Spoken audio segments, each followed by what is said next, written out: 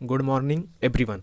आज हम आप सबके लिए पर्यावरण अध्ययन का मैं प्रीवियस ईयर क्वेश्चन पेपर लेके आया हूँ, जो बहुत ही इंपॉर्टेंट क्वेश्चन है दोस्तों। प्लीज़ आप लोग, यह मैं 30 क्वेश्चन जो करा दे रहा हूँ, जिसका जिसका एग्जाम 28 दिसंबर और 29 दिसंबर को, वह इस क्लास को आप लोग जरूर देख के जाइए। ठीक है, तो आइए आज की क्लास स्टार्ट करते हैं दोस्तों। यह प्रीवियस ईयर क्वेश्चन पेपर है दोस्तों, बहुत ही इंपॉर्टेंट है दोस्तों, ईवीएस का, पर्यावरण का। आप लोग इस क्लास को देख के जाइए। ठीक है, तो आइए आज की क्लास स्टार्ट करते हैं। पर्यावरण अध्ययन, प्लीज़ चैनल को आप लोग लाइक कर दीजिएगा और सब्सक्राइब कर दीजिएगा और इस क्लास को शेयर भी कर दीजिएगा। ठीक है दोस्तों, तो आइए आज की क्लास स्टार्ट करते हैं। आज का पहला क्वेश्चन है, भारत का राष्ट्रीय पशु क्या है दोस्तों? तो भारत का राष्ट्रीय पशु हाथी है, शेर है, बाघ है, मोर है। आप लोग कमेंट बॉक्स में बताइए। तो दोस्तों, भारत का राष्ट्रीय पशु किसे कहा जाता है दोस्तों? बाघ को। ठीक है, किसे कहा जाता है दोस्तों? बाघ को कहा जाता है। ठीक है, और इसका दोस्तों वैज्ञानिक नाम क्या है? आप लोग हमको बताइए इसका वैज्ञानिक।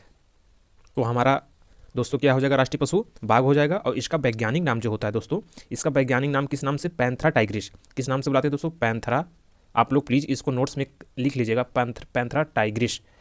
ठीक है, इसको हम पैंथरा टाइग्रिस, इसका वैज्ञानिक नाम है। ठीक है, और इसको भारत में दोस्तों जो ये प्रजाति पाई जाती है, इसको हम रॉयल बंगाल टाइगर के भी नाम से भी जानते हैं। किसको दोस्तों? Royal Bengal tiger. इस नाम से दोस्तों भारत में रॉयल बंगाल टाइगर के नाम से भी जानते हैं। ठीक है, इसको हम भारत में रॉयल बंगाल टाइगर के नाम से भी जानते हैं। ठीक है, इसका वैज्ञानिक नाम क्या है दोस्तों? पैंथरा टाइग्रिस है, और इसको भारत में हम लोग रॉयल बंगाल टाइगर के नाम से भी जानते हैं। ठीक है, तो हमारा ऑप्शन क्या हो जाएगा दोस्तों? ऑप्शन हमारा सी हो जाएगा। ये हमारा ऑप्शन सी आंसर हो जाएगा। ठीक है, अगला क्वेश्चन देखते हैं। जो चीज़ें ना समझ में, आप लोग कमेंट बॉक्स में कमेंट करके पूछ लीजिए। ठीक है, अगला क्वेश्चन देखते हैं। सागरी खरपतवार किसका महत्वपूर्ण स्रोत है? आप लोग कमेंट बॉक्स में बताइए, सागरी खरपतवार किसका महत्वपूर्ण स्रोत है? तो दोस्तों, इसमें क्या होता है? सागरी खरपतवार आयोडीन का महत्वपूर्ण स्रोत माना जाता है। किसका दोस्तों? आयोडीन का जो होता है वह आयोडीन का महत्वपूर्ण स्रोत माना जाता है। ठीक है, महत्वपूर्ण स्रोत माना जाता है। ठीक है दोस्तों, आयोडीन का वह दोस्तों महत्वपूर्ण स्रोत माना जाता है, क्योंकि दोस्तों इसमें सागर का जल लवण युक्त होने के कारण, जो सागर का जल होता है दोस्तों, किसका? सागर का जल, ये क्या होता है दोस्तों? लवण युक्त होता है। लवण युक्त होता है। ठीक है, लवण युक्त होता है। क्या होता है दोस्तों? सागर का जो जल होता है वह लवण युक्त होता है, और सागरीय खरपतवार भी लवण युक्त होता है। जो सागर है दोस्तों, और जो सागर खरपतवार, ये दोस्तों ये भी लवण युक्त होता है। ठीक है, जो सागरी खरपतवार भी क्या होता है दोस्तों? लवण युक्त होता है। ठीक है, लवण युक्त होता है। इसलिए इसमें क्या पाया जाता है दोस्तों? आयोडीन पाया जाता है। क्या पाया जाता है दोस्तों? आयोडीन। तो हमारा ऑप्शन क्या हो जाएगा दोस्तों? आयोडीन हो जाएगा। ठीक है, यह हमारा आंसर हो जाएगा। ठीक है दोस्तों, क्या हो जाएगा? आंसर हो जाएगा। ठीक है, लवण युक्त होता है। ठीक है, अगला क्वेश्चन देखते हैं। भारत में प्रोजेक्ट टाइगर कार्यक्रम किस वर्ष आरंभ किया गया है? तो आप लोग कमेंट बॉक्स में बताइए दोस्तों। जो टाइगर की इसमें क्या हुआ था दोस्तों, आप लोग को मैं बता दूं। जो टाइगर हैं दोस्तों, यह कम होती संख्या को रोकने के लिए, उनके संरक्षण के लिए भारत में सरकार और वन एवं पर्यावरण विभाग के द्वारा सन 1973, कब दोस्तों? सन 1973 ईस्वी में प्रोजेक्ट टाइगर की शुरुआत की गई थी। कब की गई दोस्तों? सन 1973। हमारा ऑप्शन क्या हो जाएगा? ऑप्शन डी हो जाएगा। किसके किसके द्वारा दोस्तों?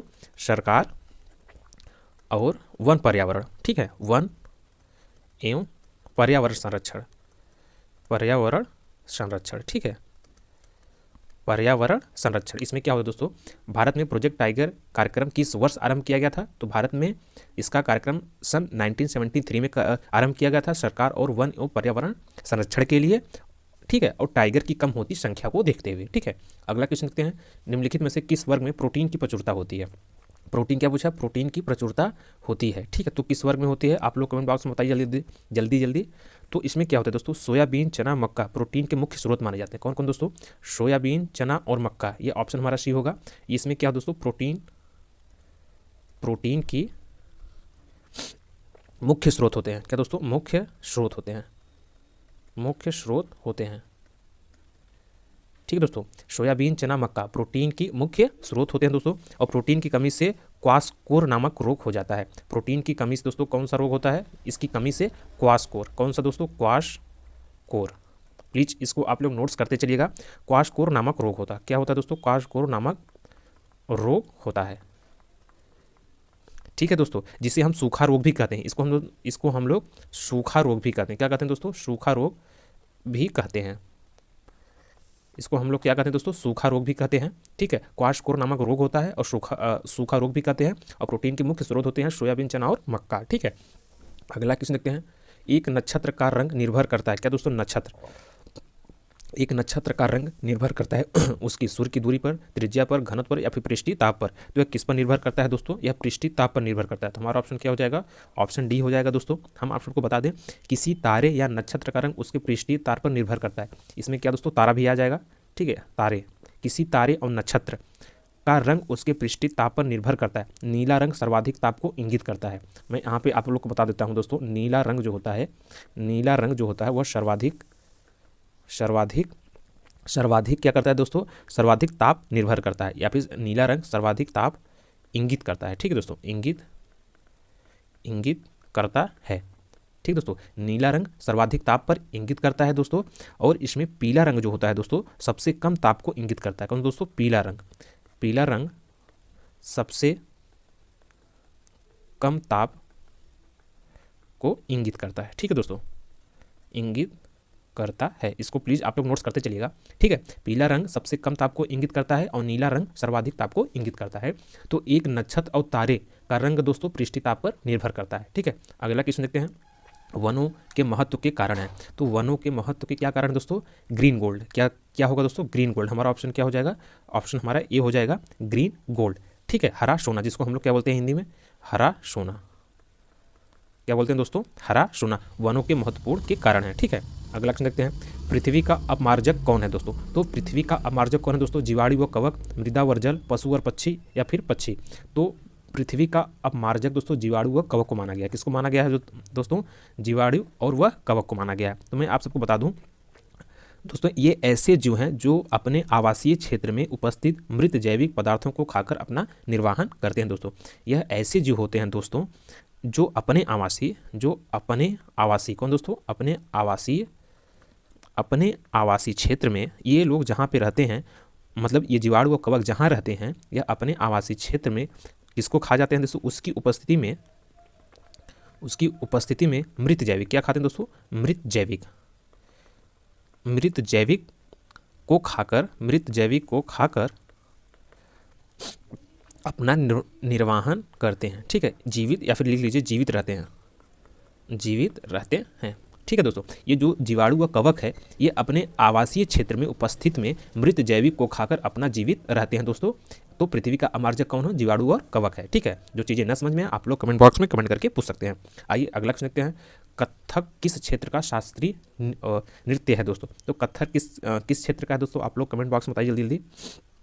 दोस्तों कथक जो होता है यह उत्तर भारत, कहाँ का दोस्तों, उत्तर भारत का वो है। ठीक है, उत्तर भारत का शास्त्रीय नृत्य है। तो हमारा आंसर क्या हो जाएगा दोस्तों, उत्तर भारत। ठीक है, यह नृत्य भाव प्रधान होता है। क्या होता है दोस्तों, यह जो नृत्य है कथक, यह भाव प्रधान होता है। ठीक, क्या होता है, भाव प्रधान होता है। ठीक है, यह क्या होता है दोस्तों, भाव प्रधान होता है। ठीक है दोस्तों, यह क्या होता है, भाव प्रधान होता है दोस्तों, जिसमें अभिनय नृत्य के द्वारा कथानक का प्रस्तुतिकरण किया जाता है। ठीक है, जिसमें क्या होता है दोस्तों, कथानक की प्रस्तुतिकरण किया जाता है। ठीक है, ये कहाँ का है दोस्तों, उत्तर भारत का है। ठीक है, अगला क्वेश्चन देखते हैं। निम्नलिखित में रवि की फसल कौन सी है। तो इसमें कि रवि की फसल कौन सी दोस्तों, आप लोग कमेंट बॉक्स बताइए। चावल, चना, मूंगफली, कपास।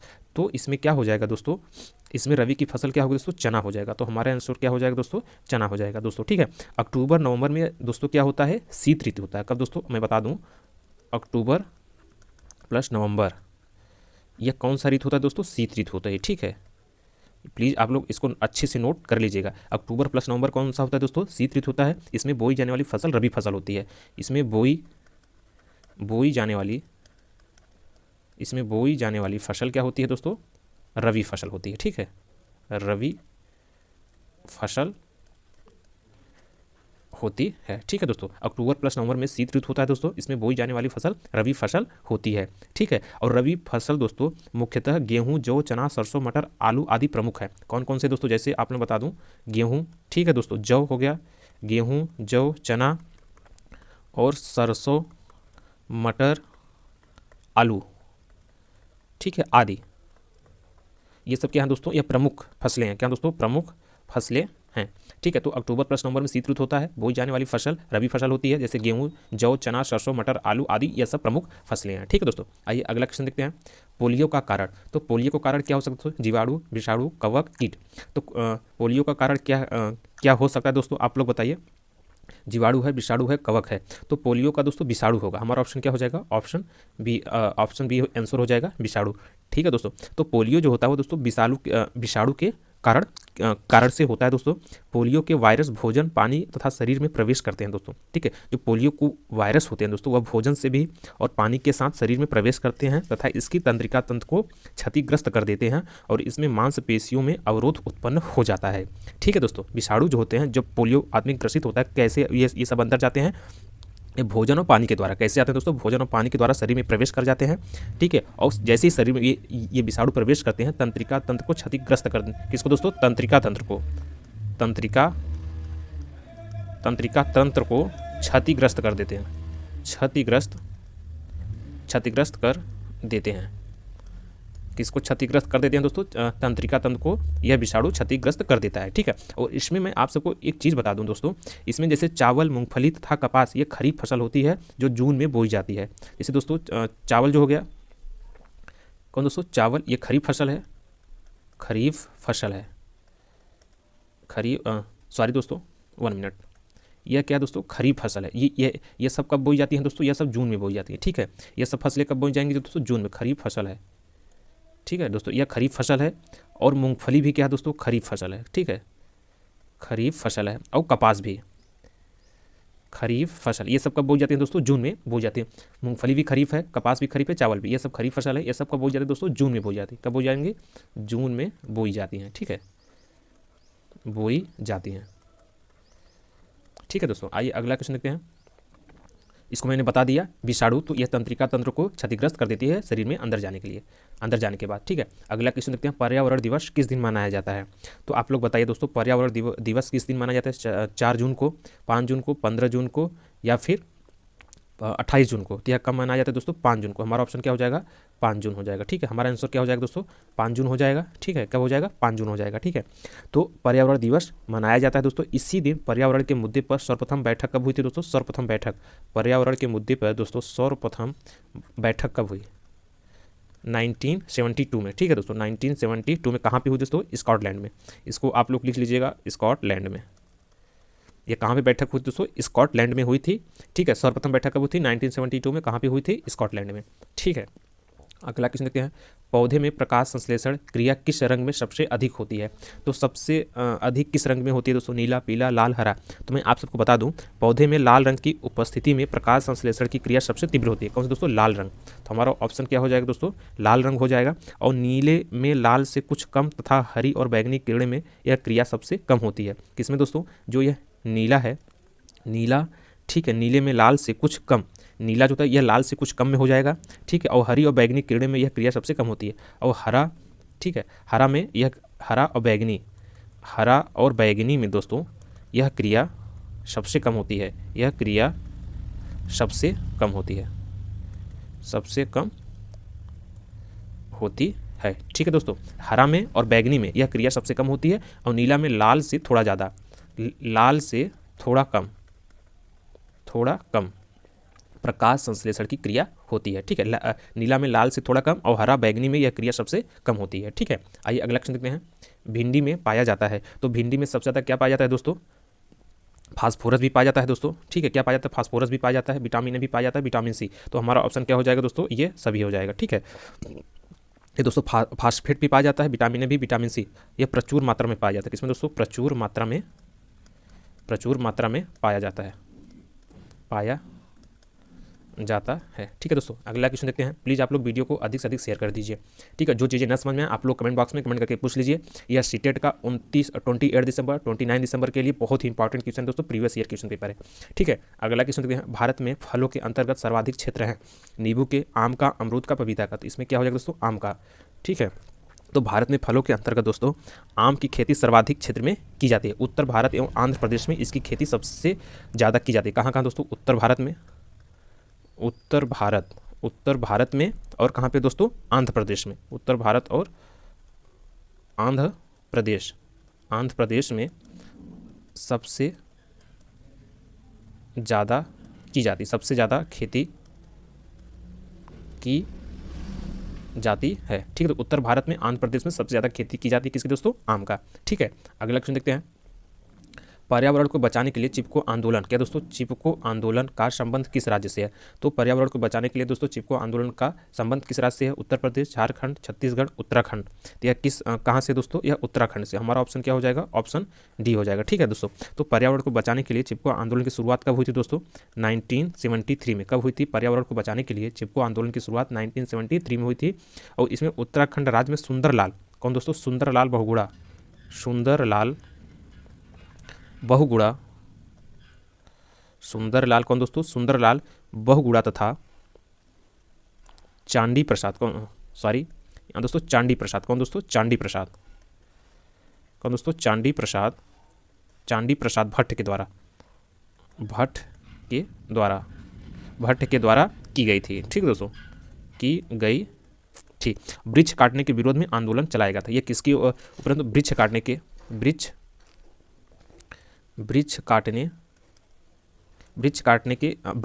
विरोध में, वृक्ष काटने के विरोध में दोस्तों यह आंदोलन चलाया गया था। यह कब चलाया गया था? 1973 में। कहाँ से स्टार्ट हुआ? उत्तराखंड से स्टार्ट हुआ। और सुंदरलाल बहुगुणा तथा चंडी प्रसाद भट्ट के द्वारा की गई थी यह आंदोलन वृक्ष काटने के विरोध में। ठीक है दोस्तों, अगला क्वेश्चन देखते हैं।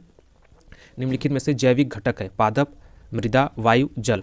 तो दोस्तों पादप जैविक घटक है। तो पादप क्या दोस्तों? जैविक घटक है। हमारा आंसर क्या हो जाएगा दोस्तों? पादप एक जैविक घटक है क्योंकि इनमें जीवन और उत्पादन की क्षमता होती है। पादप में क्या होती है दोस्तों? जीवन और उत्पादन की क्षमता होती है। ठीक है दोस्तों, जल, वायु और मृदा अजैव घटक के अंतर्गत आते हैं। जैव, वायु और मृदा ये सब तीनों किसके अंतर्गत आते हैं दोस्तों? अजैव घटक के अंतर्गत आते हैं। ठीक है दोस्तों, अजैव घटक के अंतर्गत आते हैं। ठीक है, जीवन और उत्पादन की क्षमता होती है किसमें? पादप में। मृदा, वायु, जल अजैव घटक के अंतर्गत ये सब दोस्तों आते हैं। ठीक है, अगला क्वेश्चन देखते हैं। निम्नलिखित में से किससे कुनाइन, क्या दोस्तों? कुनाइन नामक दवा प्राप्त होती है? मनी प्लांट से, सिनकोना प्लांट से, यूकेलिप्टस से या फिर अकोनाइट से? तो किसके थ्रू होते थे? Cinchona plant. क्या दोस्तों? Cinchona plant. हमारा आंसर क्या हो जाएगा दोस्तों? Cinchona plant. सिनकोना प्लांट के छाल से दोस्तों, किससे दोस्तों? इसके जो छाल होती है उसके द्वारा, किसके द्वारा? छाल के द्वारा। जो इसके छाल से कुनाइल नामक दवा प्राप्त होती है दोस्तों। कुनाइल दवा का प्रयोग मलेरिया के उपचार में किया जाता है। किसमें दोस्तों? मलेरिया के उपचार में। मलेरिया के उपचार में किया जाता है।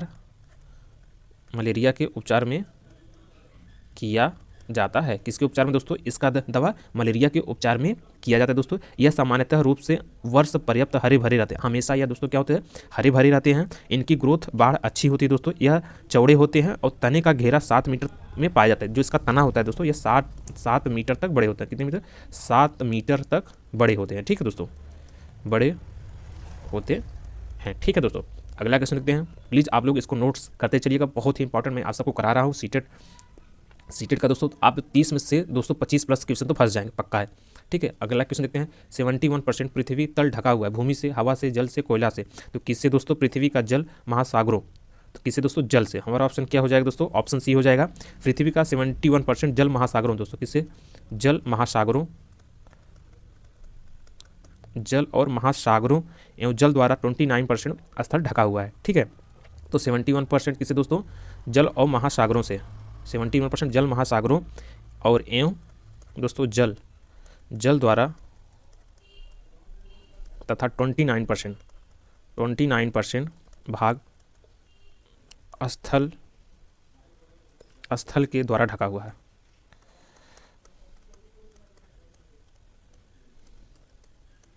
ठीक है दोस्तों, तो किससे हुआ दोस्तों? जल से। जल 71% जल महासागरों और जल द्वारा तथा 29% स्थल के द्वारा ढका हुआ है। ठीक है, अगला क्वेश्चन देखते हैं। विश्व में जल संकट का प्रमुख कारण क्या है? नगरीकरण, औद्योगिकीकरण या फिर विश्व के तापमान में वृद्धि, अम्ल वर्षा। तो दोस्तों किसके कारण? नगरीकरण। हमारा ऑप्शन क्या हो जाएगा दोस्तों? आंसर नगरीकरण हो जाएगा। जल संकट का प्रमुख कारण दोस्तों क्या हुआ? नगरीकरण हुआ, क्योंकि नगरीकरण के बढ़ने के साथ जल प्रदूषण भी बढ़ता है। क्योंकि जब ये नगरीकरण बढ़ेगा दोस्तों, इसमें क्या बढ़ेगा? जल प्रदूषण भी बढ़ता है, जल प्रदूषण भी बढ़ता है। ठीक है, ठीक है दोस्तों, इसमें जल प्रदूषण भी इसमें बढ़ता है दोस्तों, तथा पीने योग्य जल की कमी होती है। इसमें क्या होता है दोस्तों, पीने योग्य की पानी की कमी होती है। ठीक है, अगला क्वेश्चन देखते हैं, निम्नलिखित में से कौन सा सदाबहार पेड़ नहीं है? नीम, इमली, बाबुल, सहतूत। तो कौन नहीं है दोस्तों, आप लोग कमेंट बॉक्स में बताइए। इसमें इमली क्या है दोस्तों, सदाबहार पेड़ नहीं है। हमारा ऑप्शन क्या हो जाएगा दोस्तों, इमली। इसको हम लोग क्या बोलते हैं, जट्रोफा। ये दोस्तों जट्रोफा बायो 1 मिनट दोस्तों। तो इसमें क्या हो जाएगा दोस्तों, इमली हो जाएगा। ठीक है, तो हमारा ऑप्शन क्या हो जाएगा दोस्तों, इमली हो जाएगा। ठीक है, अगला क्वेश्चन देखते हैं, राष्ट्रीय गीत के रचयिता। तो दोस्तों राष्ट्रीय गीत के रचयिता कौन हो, आप लोग कमेंट बॉक्स में बताइए दोस्तों। तो राष्ट्रीय गीत के रचयिता जो है दोस्तों, बंकिम चंद्र चट्टोपाध्याय। बंकिम चंद्र चट्टोपाध्याय। हमारा आंसर क्या हो जाएगा, ऑप्शन ए हो जाएगा दोस्तों। ठीक है, तो राष्ट्रीय गीत के रचयिता जो है दोस्तों, वह बंकिम चंद्र चटर्जी या चट्टोपाध्याय थे। भारत में स्वदेशी आंदोलन 1905 के समय यह गीत एकता का प्रतीक बना था। ठीक है दोस्तों, भारत में दोस्तों स्वदेशी आंदोलन का दोस्तों, स्वदेशी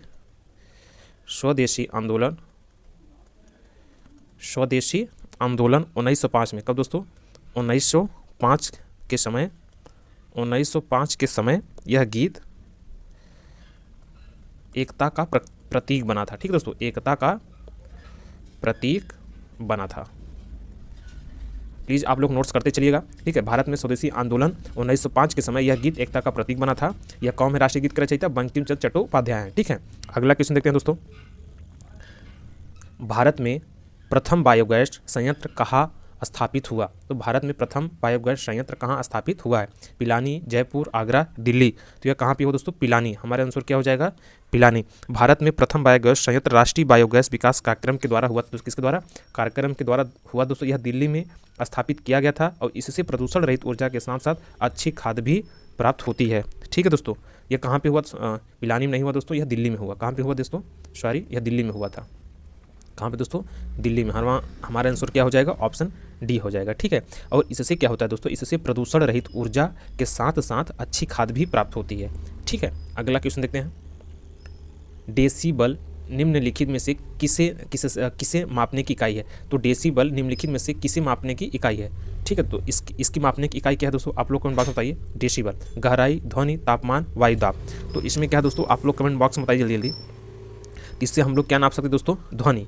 क्या नाप सकते हैं दोस्तों, ध्वनि। हमारा आंसर क्या हो जाएगा, ध्वनि हो जाएगा। ध्वनि की तीव्रता मापने के लिए डेसीबल, इसका शॉर्ट फॉर्म इसको हम लोग डीबी कहते हैं। ठीक है, डेसीबल का इकाई प्रयोग किया जाता है दोस्तों। तो मनुष्य के लिए 80 डेसीबल से अधिक की ध्वनि हानिकारक होती है। जो मनुष्य के लिए होता है दोस्तों, मनुष्य के लिए 80 डेसीबल, ठीक कितना दोस्तों, 80 डेसीबल हानिकारक होता है, हानिकारक होता है। ठीक है दोस्तों, मनुष्य के लिए 80 डेसीबल सुनने के लिए हानिकारक होता है। ठीक है, अगला क्वेश्चन देखते हैं, इसमें कौन सा रासायनिक उर्वरक का उदाहरण नहीं है? Urea, potash, phosphate, compost. तो कौन नहीं है दोस्तों रासायनिक उर्वरक का उदाहरण? आप लोग कमेंट बॉक्स में बताइए दोस्तों, कौन नहीं है, कंपोस्ट। हमारे आंसर क्या हो जाएगा दोस्तों, कंपोस्ट हो जाएगा दोस्तों। ठीक है, तो कंपोस्ट खाद जैविक उर्वरक का उदाहरण है। किसका दोस्तों, कंपोस्ट खाद जो है वो जैविक उर्वरक का क्या है दोस्तों, उदाहरण है। ठीक है, उदाहरण है। ठीक है दोस्तों, जैविक उर्वरक का क्या है दोस्तों, यह उदाहरण है, क्योंकि इसके निर्माण में दोस्तों पेड़ पौधे और मृत जीव जंतु तथा इनमें उत्सर्जित जो पदार्थ होते हैं उसका प्रयोग किया जाता है। जैसे यूरिया, पोटास तथा फास्फोरस रासायनिक उर्वरकों के उदाहरण हैं दोस्तों। यूरिया भी, पोटास भी और फास्फेट, ये सब किसके हैं दोस्तों, यह रासायनिक यह दोस्तों क्या है, रासायनिक उर्वरक हैं। ठीक है दोस्तों, ये सब क्या है, रासायनिक उर्वरक हैं, और कंपोस्ट क्या है, जैविक उर्वरक का उदाहरण है। ठीक है, अगला क्वेश्चन देखते हैं दोस्तों, हमारे पर्यावरण में किस गैस का सबसे अधिक सांद्रण है? ऑक्सीजन का, कार्बन डाइऑक्साइड का, हाइड्रोजन और नाइट्रोजन का। तो इसमें सबसे ज़्यादा कौन सी होती है दोस्तों, मैं आप लोग को बता देता हूँ कमेंट बॉक्स में। नाइट्रोजन का। किसका दोस्तों, नाइट्रोजन का। हमारा आंसर क्या हो जाएगा दोस्तों, नाइट्रोजन हो जाएगा। ठीक है, तो पृथ्वी को घेरती हुई दोस्तों इस समय जो स्थिति बन रही है, जितने स्थान में वायु रहती है उसे वायुमंडल कहते हैं। पृथ्वी को जितने भी घेरती है दोस्तों, जितने स्थान पे दोस्तों पृथ्वी को घेरती हुई जितने स्थान में वायु रहती है उसे हम लोग क्या कहते हैं, वायुमंडल कहते हैं दोस्तों। ठीक है, और उसे वायुमंडल कहते हैं। वायुमंडल के निचले भाग को क्षोभ मंडल कहते हैं। ठीक है दोस्तों, यहाँ मैं बता दूँ, वायुमंडल जो है दोस्तों, वायुमंडल के निचले भाग को क्या कहते हैं दोस्तों, क्षोभ मंडल क्या कहते हैं दोस्तों, क्षोभ मंडल कहते हैं। ठीक है, उसके ऊपर के भाग को समताप कहते हैं। जो उसके ऊपर का भाग है दोस्तों, उसे हम लोग क्या कहते हैं, उसके ऊपर के भाग को, ऊपर के भाग को क्या कहते हैं दोस्तों, समताप कहते हैं। प्लीज़ आप लोग इसको नोट्स करते चलिएगा। ठीक है, उसके ऊपर के भाग को समताप मंडल कहते हैं और इसके ऊपर के भाग को आयन मंडल कहते हैं। ठीक है, इसके ऊपर के भाग को आयन, क्या दोस्तों, आयन मंडल कहते हैं। ठीक है, आयन मंडल कहते हैं दोस्तों। ठीक है, और उसके ऊपर भाग को आयन मंडल कहते हैं। वायुमंडल में पाए जाने वाली गैसों का सांद्र निम्न, जैसे इसमें नाइट्रोजन कितना पाया दोस्तों, नाइट्रोजन दोस्तों मैं बता दे रहा हूँ, ऐसे ऐसे आप लोग सुन के पेपर में नोट्स लिख लीजिए। नाइट्रोजन 78% है दोस्तों, ऑक्सीजन 20.95% है, आर्गन 0.993% है और कार्बन डाइऑक्साइड दोस्तों जो है 0.03% है और नियान जो होता है दोस्तों वह 0.0018% है और हाइड्रोजन जो है दोस्तों 0.001% है। ठीक है दोस्तों, आइए अगला क्वेश्चन देखते हैं। एनसीटी का उद्देश्य क्या है दोस्तों, तो एनसीटी का उद्देश्य जो है दोस्तों वह क्या है, उसका मुख्य उद्देश्य शिक्षालयों में शिक्षा स्तर को बनाए रखना। क्या दोस्तों, शिक्षालयों में शिक्षा स्तर बनाए रखना। हमारा ऑप्शन क्या हो जाएगा दोस्तों, ऑप्शन हमारा बी हो जाएगा। ठीक है, आइए अगला क्वेश्चन देखते हैं।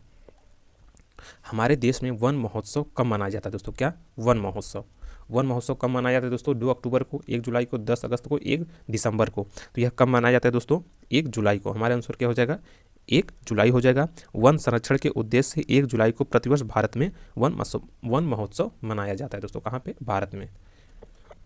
ठीक है, अगला क्वेश्चन देखते हैं दोस्तों। जल जनित रोग किसे माना जाता है दोस्तों, अतिसार को। किसे माना जाता है दोस्तों, अतिसार को जल जनित रोग है हमारा। ठीक है, जल जनित रोग का तात्पर्य जल से उत्पन्न रोग से है, मतलब जो जल आप लोग पीते हैं उससे जो उत्पन्न रोग होता है उसको हम लोग क्या कहते हैं, जल जनित रोग कहते हैं। इससे अतिसार रोग जल के द्वारा उत्पन्न होती है दोस्तों। जबकि छोटी माता जो होती है दोस्तों, यहाँ पे मैं बता दूँ, जबकि छोटी माता जो होती हैं, छोटी माता विषाणु, यह वायरस है दोस्तों, विषाणु। ठीक है, विषाणु के द्वारा होती हैं, विषाणु के द्वारा होती हैं।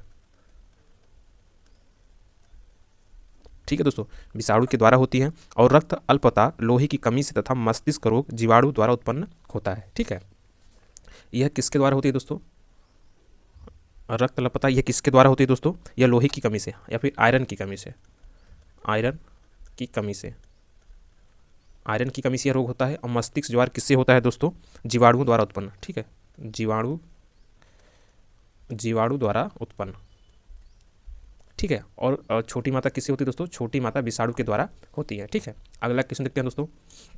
वायु प्रदूषण का कारण है कीटनाशक, सीवेज, धुआं, ध्वनि विस्तारक।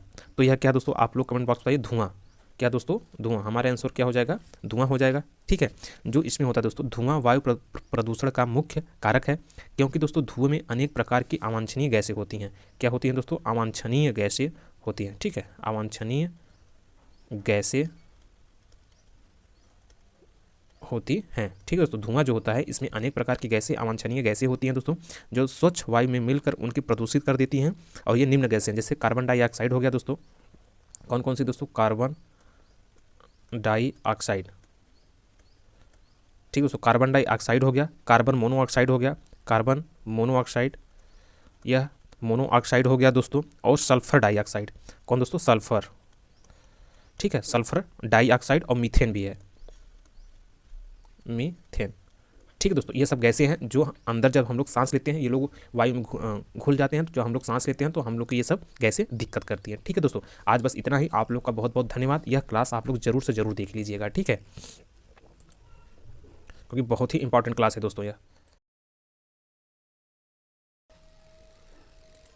हेलो एवरीवन, आज हम आप सबको पर्यावरण अध्ययन का प्रीवियस ईयर पेपर 2 कराने जा रहा हूं, जो बहुत ही इंपॉर्टेंट क्वेश्चन है दोस्तों।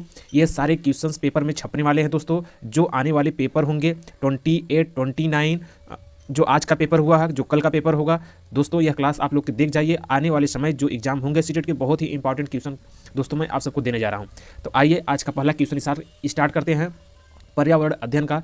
आज का पहला क्वेश्चन है, जल प्रदूषण अथवा जल जनित रोगों का एक उदाहरण निम्न में से कौन है। जल प्रदूषण अथवा जल जनित रोगों का एक उदाहरण निम्न में से कौन सा है। तो कौन सा है दोस्तों, आप लोग भी कमेंट बॉक्स में कमेंट करके बताइए। डिप्थीरिया, टांसिलाइटिक, या फिर अतिसार, या फिर खसरा। तो इसका आंसर क्या हो जाएगा दोस्तों, हमारा ऑप्शन क्या हो जाएगा, अतिसार। हमारा आंसर क्या हो जाएगा दोस्तों, अतिसार हो जाएगा। अतिसार एक दोस्तों जल जनित रोग है। क्या है दोस्तों, आप लोग मैं पॉइंट्स में बताते भी चल रहा हूँ। अतिसार क्या है दोस्तों, अतिसार जो होता है यह क्या है, एक जल जनित रोग है। एक जल जनित रोग है। क्या है दोस्तों, एक जल जनित रोग है। आप लोग प्लीज इसको नोट्स भी करते चलिएगा। अतिसार एक जल जनित रोग है दोस्तों, जो दूषित जल पीने से होता है। यह किसके कारण होता है दोस्तों, दूषित जल पीने से होता है। किसके कारण होता है दोस्तों, दूषित जल पीने से होता है। या दोस्तों क्या होता है, दूषित जल पीने से होता है दोस्तों। इसे डायरिया के नाम से भी जाना जाता है। इसे किस नाम से भी जाना जाता है दोस्तों, इसे डायरिया के नाम से जाना जाता है। ठीक दोस्तों, इसे किस नाम से जाना जाता है, इसे डायरिया के नाम से भी जाना जाता है। यह किससे होता है दोस्तों, दूषित जल पीने से होता है। अतिसार एक जल जनित रोग है दोस्तों। ठीक है, आइए अगला क्वेश्चन देखते हैं।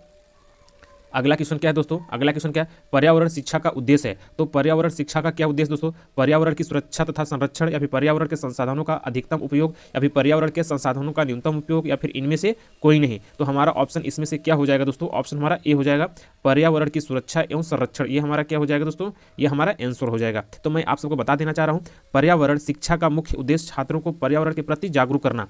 तो पर्यावरण शिक्षा का मुख्य उद्देश्य क्या होता है दोस्तों, पर्यावरण के प्रति जागरूक करना, ताकि वे पर्यावरण सुरक्षा एवं उसके संरक्षण के प्रति जागरूक हों तथा स्वयं को भावनात्मक रूप से पर्यावरण से जोड़ सके। तो हमारा आंसर क्या हो जाएगा दोस्तों, पर्यावरण की सुरक्षा एवं संरक्षण हो जाएगा। ऑप्शन हमारा ए हो जाएगा। ठीक है, अगला क्वेश्चन देखते हैं। अगला क्वेश्चन क्या है, पर्यावरण जागरूकता को बढ़ावा देने के उद्देश्य से निम्न में से कौन सी प्रतियोगिता का आयोजन किया जाता है। तो कौन सी प्रतियोगिता का आयोजन किया जाता है, ग्रीन ओलंपियाड, वैन महोत्सव, या फिर पर्यावरण संबंधी प्रदर्शनी, या फिर पर्यावरण दिवस समारोह। तो इसमें क्या होता है दोस्तों, ग्रीन और ओलंपियाड होता है। क्या होता है दोस्तों, हमारा ऑप्शन क्या हो जाएगा, ग्रीन ओलंपियाड हो जाएगा। ठीक है, तो इसमें क्या होता है दोस्तों, मैं आप सबको बता देना चाह रहा हूँ, पर्यावरण जागरूकता को बढ़ावा देने के लिए उद्देश्य से ग्रीन ओलंपियाड की प्रतियोगिता आयोजित की जाती है। इसका आयोजन TERI कहाँ पे होता है दोस्तों, TERI पे होता है। TERI यह दोस्तों संस्था इसकी प्रतियोगिता कराती है दोस्तों, किसकी, पर्यावरण जागरूकता की। इसका फुल फॉर्म क्या हो जाएगा, मैं बता दूं दोस्तों, द एनर्जी। आप लोग प्लीज इसको नोट्स करते चलिएगा। क्या हो जाएगा दोस्तों, द एनर्जी। ठीक है, the energy and resource institute, the energy and resource institute. ठीक है दोस्तों, यह ट्राई का क्या हो जाएगा, the energy and resource institute हो जाएगा दोस्तों। यह किसके द्वारा किया जाता है दोस्तों, इसके द्वारा किया जाता है। ठीक है, द्वारा किया जाता है। मैं आप सब यहाँ पे लिखते चल रहा हूँ, ये किसके द्वारा किया जाता है दोस्तों, the energy and resource institute के द्वारा दोस्तों यह किया जाता है। ठीक है, कौन दोस्तों, ग्रीन ओलंपियाड। ठीक है, प्रतियोगिता कराई जाती है। अगला क्वेश्चन देखते हैं, निम्नलिखित में से कौन सा दिवस पर्यावरण दिवस के रूप में मनाया जाता है। तो 10 जून को, 5 जून को, 2 जून को, 20 जून को। कौन मनाया जाता है दोस्तों, 5 जून को। हमारा आंसर क्या हो जाएगा दोस्तों, 5 जून हो जाएगा। ठीक है, अगला क्वेश्चन देखते हैं। अगला क्वेश्चन क्या है, स्कूलों में पर्यावरण के प्रति जागरूकता लाने हेतु छात्रों को मानसिकता में बदलाव लाने में कौन सी रणनीति कारगर सिद्ध होगी। तो कौन सी रणनीति कारगर सिद्ध होगी दोस्तों, आप लोग कमेंट बॉक्स में जल्दी जल्दी कमेंट करके हमको बताइए। तो दोस्तों मैं आप सबको बता देना चाह रहा हूँ कि छात्रों में पर्यावरण के प्रति जागरूकता लाने तथा उसके मानसिक में बदलाव लाने के लिए सबसे उपयुक्त रणनीति क्या है दोस्तों। तो पाठ्यक्रम में बदलाव लाया जाए तथा उन्हें गैर शैक्षिक गतिविधियों में शामिल किया जाए। किसमें दोस्तों, गैर शैक्षिक गतिविधियों में शामिल किया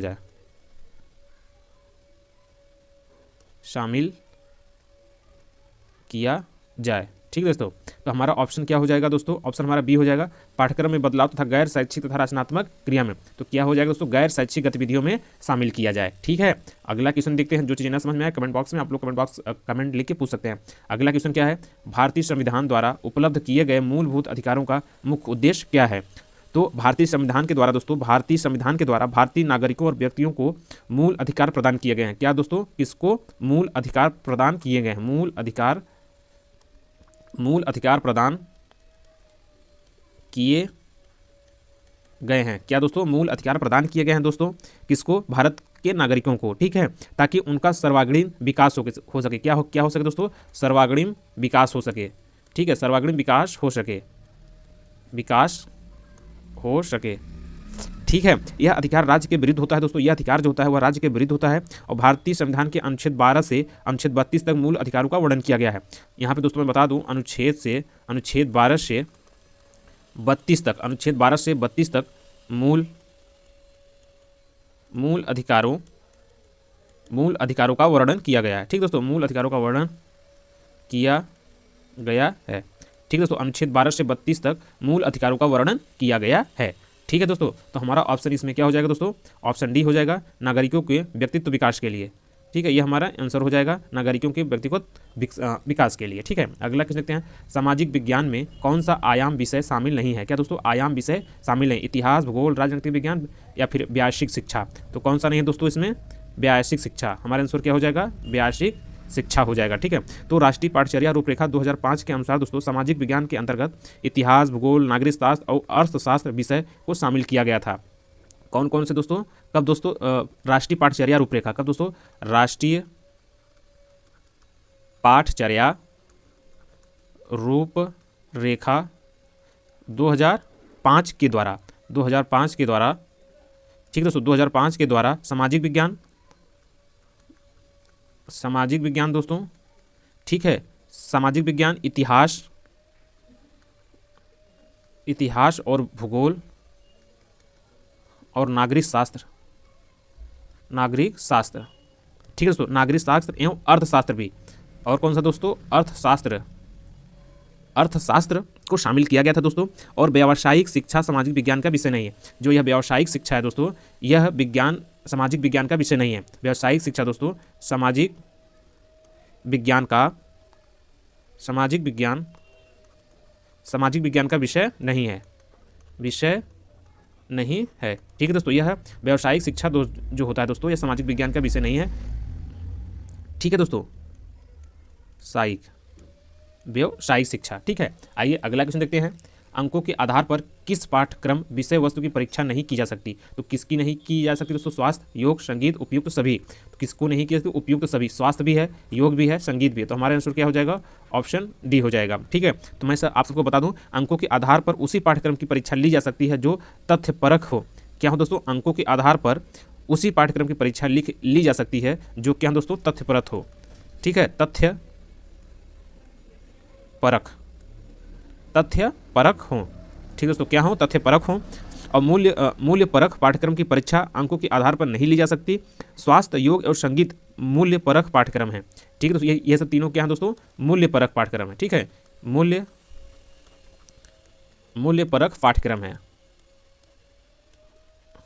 प्लीज़ यह प्रीवियस ईयर का क्वेश्चन पेपर बहुत ही इंपॉर्टेंट दोस्तों, आप लोग प्लीज़ लगा के जाइए और क्लास को देख के जाइए, अच्छे से आप लोग क्लास को देख के जाइए। ठीक है, स्वास्थ्य, योग और संगीत यह सब क्या दोस्तों, मूल्य परक पाठ्यक्रम है जो तत्परक हो। ठीक है, अगला क्वेश्चन देखते हैं, इनमें से कौन एक पर्यावरण समस्या नहीं है। जल का विनाश, जल का संरक्षण, वनों की कटाई, भूमि अपरदन संरक्षण। तो कौन नहीं है दोस्तों, आप लोग कमेंट बॉक्स में बताइए दोस्तों। ऑप्शन हमारा क्या हो जाएगा, ऑप्शन बी हो जाएगा, जल का संरक्षण। ठीक है, तो मैं आप सबको बता दूं, वाटर कंजर्वेशन जो होता है दोस्तों, पर्यावरण समस्या नहीं है। इसको इंग्लिश क्या बोलेंगे, वाटर कंजर्वेशन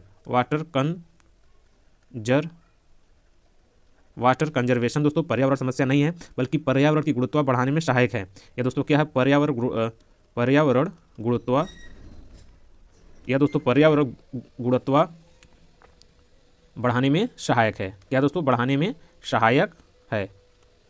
ठीक दोस्तों, यह क्या है दोस्तों, पर्यावरण गुणवत्ता बढ़ाने में दोस्तों यह सहायक होता है दोस्तों। और वे सभी कार्य जिसमें पर्यावरण का हास्य होता है वह कारक पर्यावरण समस्या के अंतर्गत आता है, जैसे जल का दुरुपयोग, वनों की कटाई, भूमि अपरदन आदि। ठीक है दोस्तों, अब जैसे जल का विनाश, भूमि अपरदन और वनों की कटाई, ये सब किस में आते हैं दोस्तों, पर्यावरण समस्या के अंतर्गत आते हैं। ठीक है, अगला क्वेश्चन देखते हैं, इनमें से कौन सा बंदरगाह दोस्तों, इनमें से कौन सा बंदरगाह पूर्वी तट पर सबसे गहरा और भूमि वरित चारों ओर से घिरा पूर्ण रूप से सुरक्षित बंदरगाह है। तो यह कौन सा हो सकता है दोस्तों, आप लोग कमेंट बॉक्स में बताइए जल्दी। यह कौन सा बंदरगाह हो सकता है दोस्तों, तो विशाखापट्टनम। हमारा आंसर क्या हो जाएगा दोस्तों, ऑप्शन डी हो जाएगा, विशाखापट्टनम, यह हमारा आंसर हो जाएगा। तो दोस्तों मैं आपको बता दूं, विशाखापट्टनम बंदरगाह भारत के पूर्वी तट पर सबसे गहरा भूमिवर्ती है। भारत के पूर्वी तट पर, यह कहाँ पर स्थित है दोस्तों, भारत के पूर्वी तट पर, भारत के पूर्वी तट पर स्थित है। ठीक है दोस्तों, यह भारत के पूर्वी तट पर स्थित है दोस्तों, और सबसे गहरा भी है। ठीक है दोस्तों, सबसे गहरा भी है।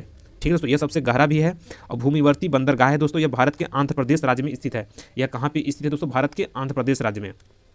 यह दोस्तों भारत के आंध्र प्रदेश राज्य में स्थित है। आंध्र प्रदेश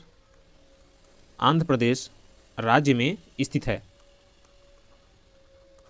ठीक है दोस्तों, यह भारत के आंध्र प्रदेश राज्य में स्थित है दोस्तों। माल के निर्यात की दृष्टि से यह भारत का दूसरा सबसे बड़ा बंदरगाह है। ठीक है, माल की निर्यात की दृष्टि से दोस्तों भारत का दूसरा सबसे बड़ा बंदरगाह है। सबसे बड़ा बंदरगाह है। ठीक है दोस्तों, किसके दोस्तों? माल की निर्यात से, माल के निर्यात की दृष्टि से, माल के निर्यात दृष्टि से। ठीक है दोस्तों, माल के निर्यात दृष्टि से भारत का दूसरा सबसे बड़ा बंदरगाह है दोस्तों। ठीक है, ये हमारा आंसर क्या हो जाएगा? विशाखापट्टनम। ठीक है, अगला क्वेश्चन देखते हैं। इनमें से कौन गैस ग्रीन गैस और गैस प्रभाव के लिए सबसे ज़्यादा उत्तरदायी है? कौन है? Oxygen, carbon dioxide, nitrogen, hydrogen. तो कौन है दोस्तों? आप लोग कमेंट बॉक्स में बताइए दोस्तों। मैं आपको बता दूं कार्बन डाइऑक्साइड। हमारा आंसर क्या हो जाएगा? कार्बन डाइऑक्साइड, ये हमारा आंसर हो जाएगा। ठीक है, तो मैं बता दूं green house gas, carbon dioxide, CO2। क्या दोस्तों? CO2। जो CO2 होता है हमारा दोस्तों, ठीक है, यह हरित गृह प्रभाव के लिए सबसे ज़्यादा उत्तरदायी है। इसके लिए दोस्तों हरित गृह प्रभाव के लिए सबसे ज़्यादा उत्तरदायित्व है। ठीक है दोस्तों, क्योंकि CO2 गैस के कण बहुत ज़्यादा समय तक वायुमंडल में बने रहते हैं दोस्तों। इस गैस का उत्सर्जन वाहनों में, घरेलू ईंधन से और औद्योगिक संस्थानों से होता है। जो कार्बन डाइऑक्साइड है दोस्तों, ये कहाँ से निकलता है? वाहनों से, ठीक है, और कंपनियों से। कहाँ दोस्तों? वाहनों से और कंपनियों से, या फिर औद्योगिक, मतलब जहाँ बड़ी बड़ी कंपनियाँ हो दोस्तों वहाँ से। ठीक है, औद्योगिक संस्थानों से होता है। ठीक है, अगला क्वेश्चन देखते हैं दोस्तों। इनमें से कौन सा जल प्रदूषण का स्रोत नहीं है? तो कौन सा दोस्तों जल प्रदूषण का स्रोत नहीं है? आप लोग कमेंट बॉक्स में बताइए दोस्तों जल्दी। ऑप्शन हमारा क्या हो जाएगा दोस्तों? डी, खनन अवशिष्ट। क्या हो जाएगा दोस्तों? खनन अवशिष्ट हो जाएगा। यह खनन अवशिष्ट क्या? इनमें से जल प्रदूषण नहीं है। जबकि औद्योगिक अवशिष्ट कचरा आप जल में फेंकेंगे, यह भी है। रेडियोधर्मी भी है, कृषि जनित कचरा भी है। ये सब तीनों क्या है दोस्तों? ये सब तीनों हैं, जबकि खनन अवशिष्ट नहीं है। जल प्रदूषण स्रोत नहीं है। कौन है? खनन अवशिष्ट। ठीक है, अगला क्वेश्चन देखते हैं दोस्तों हम लोग। भारत में बाढ़ संबंधित चेतावनी जारी करता है, तो कौन जारी करता है दोस्तों? आप लोग कमेंट बॉक्स में बताइए दोस्तों जल्दी। कौन जारी करता है दोस्तों?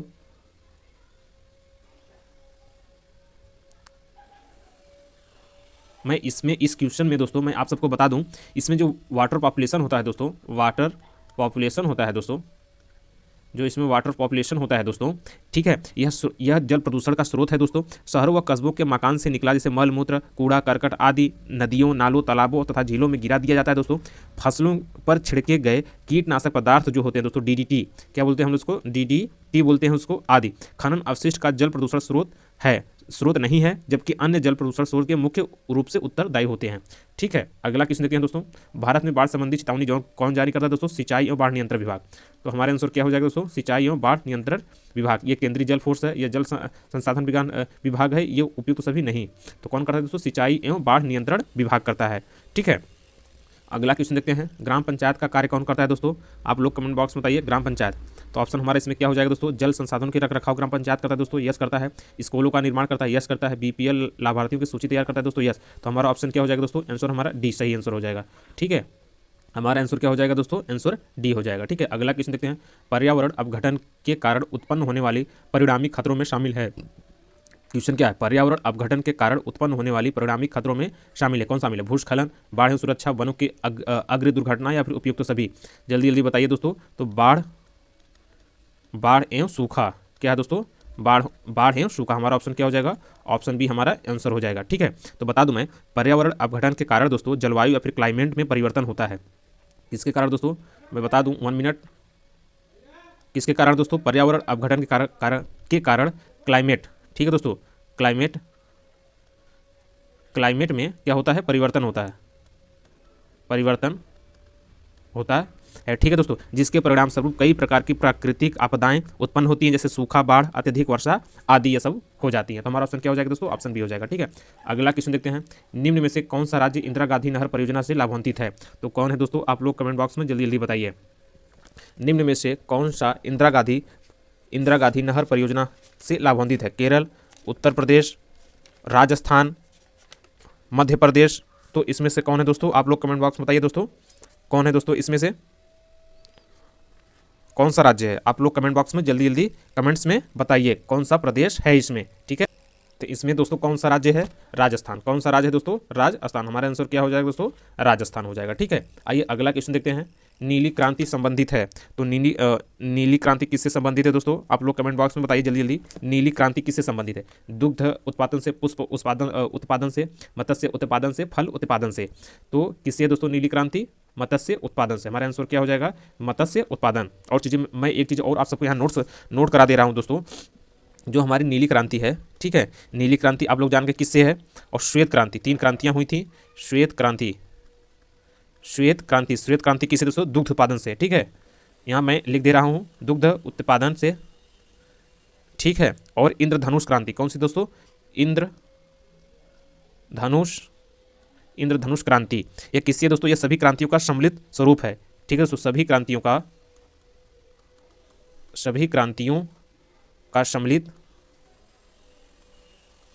सम्मिलित रूप है, ठीक है दोस्तों। तो उसको हम लोग क्या बोलते हैं? इंद्रधनुष। और हरित क्रांति, एक और क्रांति है दोस्तों, हरित क्रांति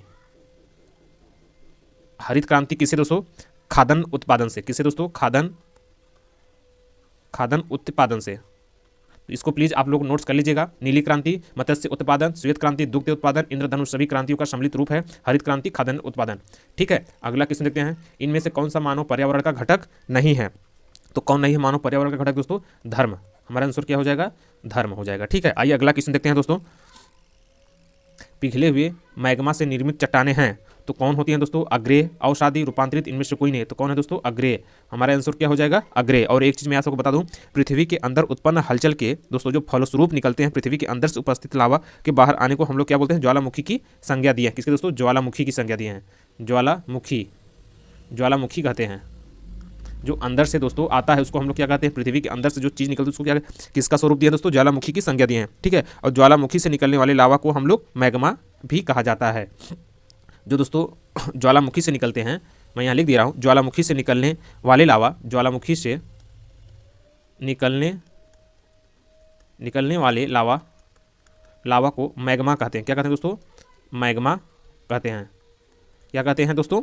मैग्मा कहते हैं, ठीक है दोस्तों। जबकि मैग्मा बाहर आता है दोस्तों, वो ठंडा हो जाता है और पश्चात आग्नेय सेल का निर्माण करते हैं, ठीक है। और जब मैग्मा दोस्तों बाहर आता है दोस्तों, यहाँ मैं बना दे रहा हूँ अच्छे से, यह जब बाहर आता है दोस्तों, यह ठंडा हो जाता है, ठीक है दोस्तों। ठंडा हो जाता है, ठीक है दोस्तों, यह ठंडा हो जाता है, ठीक है। तो उसी से क्या बनता है दोस्तों? अग्नेय बनता है। क्या बनता है दोस्तों?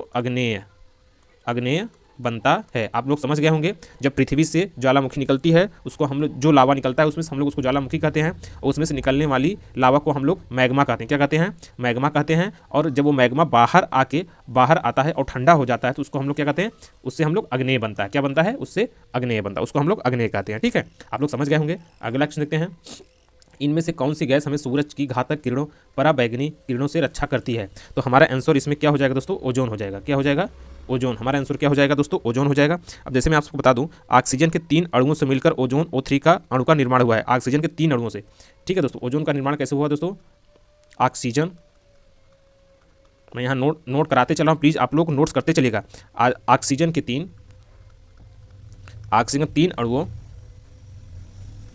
अणुओं से मिलकर 3 अणुओं से मिलकर ओजोन O3 अणु का निर्माण होता है। O3 अणु का निर्माण होता है, ठीक है दोस्तों। ओजोन गैस का एक स्तर समताप मंडल में पाया जाता है, ठीक है। ओजोन, मैं यहाँ लिख दे रहा हूँ, ओजोन गैस का एक स्तर जो होता है दोस्तों, वह कहाँ पाया जाता है? समताप मंडल में। समताप मंडल में पाया जाता है, ठीक है दोस्तों। यह प्रीवियस ईयर क्वेश्चन पेपर है दोस्तों। प्लीज़ इस क्लास को आप लोग ध्यानपूर्वक देखिएगा, बहुत ही इंपॉर्टेंट क्वेश्चन है दोस्तों। आइए अगला क्वेश्चन देखते हैं। जब जल वाष्प और वायुमंडल में अवक्षेपित संघनित होकर द्रव के रूप में पृथ्वी पर गिरती है तो उसे क्या कहते हैं? बादल, वर्षा, बर्फ, जलवाष्प। तो उसे क्या कहते हैं दोस्तों, आप लोग कमेंट बॉक्स में बताइए जल्दी जल्दी। उसे हम लोग क्या कहते हैं, वर्षा कहते हैं। क्या कहते हैं, वर्षा कहते हैं। ऑप्शन हमारा क्या हो जाएगा, आंसर ऑप्शन बी हो जाएगा। ठीक है, जब जल चक्र के अनुसार पृथ्वी के जलीय क्षेत्रों में जलवाष्प के रूप में दोस्तों ऊपर से उठती हुई और वह निम्न ताप के कारण पुनः संघनित हो जाती है, तो उसे हम वर्षा का रूप कहते हैं, पृथ्वी पर वह आ जाती है, तो उसको हम लोग क्या कहते हैं, वर्षा कहते हैं। ठीक है, अगला क्वेश्चन देखते हैं दोस्तों। जैसे कटीली झाड़ियाँ पाई जाती हैं, तो कटीली झाड़ियाँ कहाँ पाई जाती हैं दोस्तों, गर्म तथा आर्द्र विषुवतीय जल में, जलवायु में, या फिर गर्म और शुष्क मरुस्थलीय जलवायु में, शीतल ठंडे ध्रुवीय जलवायु में, इनमें से कोई नहीं। तो इनमें से हमारा ऑप्शन क्या हो जाएगा दोस्तों, ऑप्शन बी हो जाएगा, गर्म तथा शुष्क मरुस्थलीय जलवायु में। यह हमारा क्या हो जाएगा दोस्तों, आंसर हो जाएगा। ठीक है, अगला क्वेश्चन देखते हैं।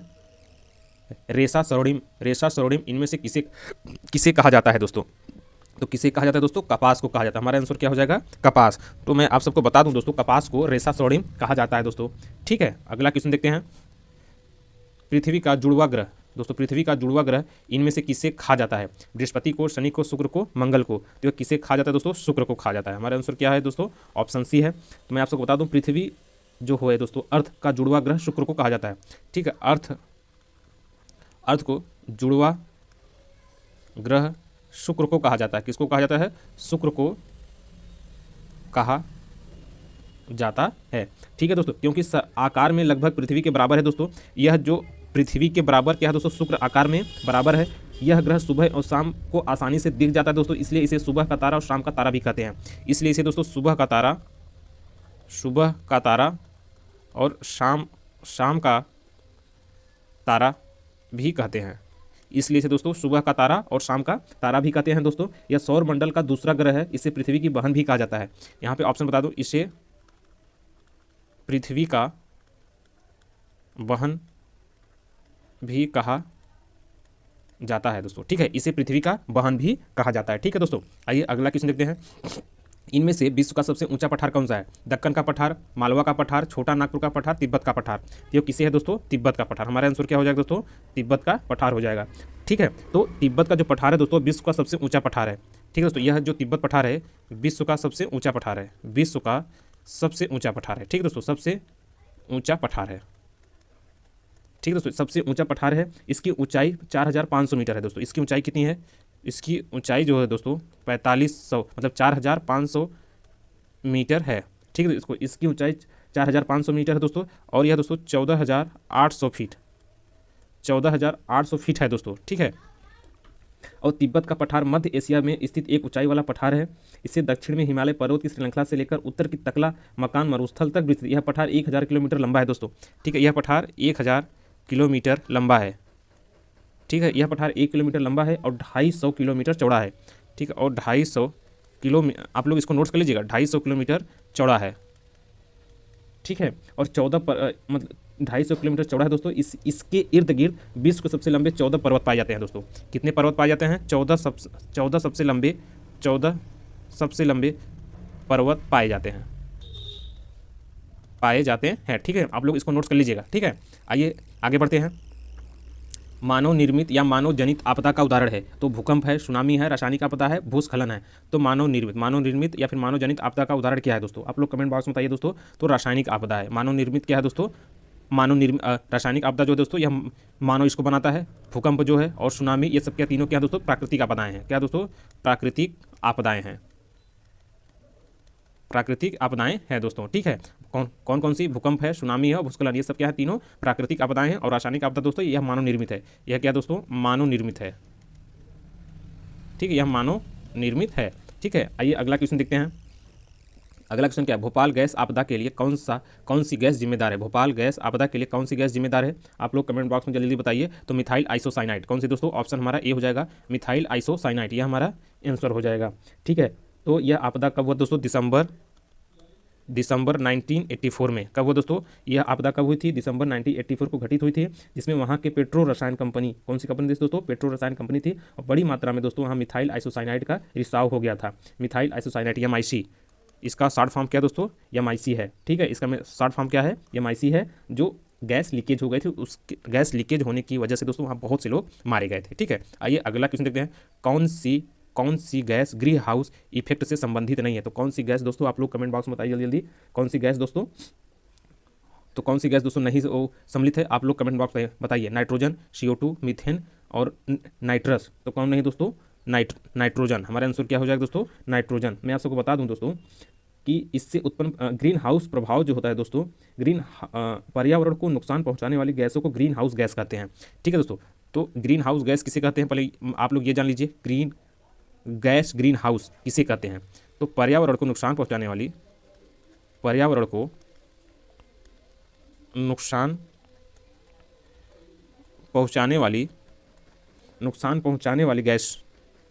गैसों को ग्रीन हाउस गैस कहते हैं। क्या कहते हैं?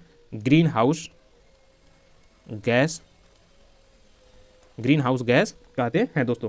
जैसे ग्रीन हाउस गैस में कार्बन डाइऑक्साइड, तो इसमें कौन कौन सी गैस आ जाएगी दोस्तों? CO2 आ जाएगा आपका, ठीक है, मीथेन आ जाएगा, CH4 आ जाएगा, CH4 मीथेन आ जाएगा, और NO2 आ जाएगा, ठीक है, और CFCS आ जाएगा दोस्तों। जबकि nitrogen N2 gas green house effect नहीं उत्पन्न होती। नाइट्रोजन से दोस्तों ग्रीन हाउस इफेक्ट नहीं होती है। तो हमारा आंसर क्या हो जाएगा? नाइट्रोजन। ठीक है, अगला क्वेश्चन देखते हैं दोस्तों। अगला क्वेश्चन क्या? समुद्री प्रदूषण के कारण नष्ट हो रही है क्या भूमध्य रेखीय पतझड़ वन, कोड़धारी वन, मैग्रोव वन? तो कौन हो रही है दोस्तों? आप लोग कमेंट बॉक्स बताइए। मैग्रोव वन हो रही है दोस्तों। मैग्रोव वन हमारा आंसर, ये वन है दोस्तों। मैग्रोव वन ये हमारा आंसर हो जाएगा। ठीक है, तो समुद्री प्रदूषण के कारण दोस्तों मैग्रोव वन नष्ट होने लगते हैं। ठीक है, मैग्रोव वन क्या होने लगते हैं दोस्तों? नष्ट होने लगते हैं। ठीक है दोस्तों, यह नष्ट होने लगते हैं क्योंकि मैग्रोव वन समुद्र तटीय क्षेत्रों में खारे जल में उगते हैं। यह कहाँ पे उगते हैं दोस्तों? खारे जल में उगते हैं। खारे जल में उगते हैं। कहाँ पे उगते हैं दोस्तों? यह खारे जल में उगते हैं। ठीक है, और इन्हें ज्वारीय वन भी कहते हैं। इन्हें क्या कहते हैं? ज्वारीय वन भी कहते हैं दोस्तों। इसलिए जल प्रदूषण, वाटर पॉपुलेशन का प्रभाव इन पर भी पड़ता है। ठीक है, इन पर भी पड़ता है। ठीक है दोस्तों, आज बस इतना ही। आप लोग का बहुत बहुत धन्यवाद। प्लीज़ रिकॉन स्टडी एकेडमी परिवार को आप लोग सब्सक्राइब कर दीजिए और बेल आइकन को दबा दीजिए। ये जो नोटिफिकेशन है इसको आप लोग दबा दीजिए और चैनल को सब्सक्राइब कर दीजिए और लाइक कर दीजिए। आप लोग का बहुत बहुत धन्यवाद। प्लीज़ वीडियो को आप लोग अधिक से अधिक शेयर कर दीजिए, लाइक कर दीजिए और सब्सक्राइब कर दीजिए। ठीक है, और प्लीज़ यह प्रीवियस ईयर पेपर है, पूरी क्लास को अच्छे से आप लोग देखिए। जो चीज़ें न समझ में आए आप लोग कमेंट बॉक्स में कमेंट करके पूछ सकते हैं। आप लोग का बहुत बहुत धन्यवाद।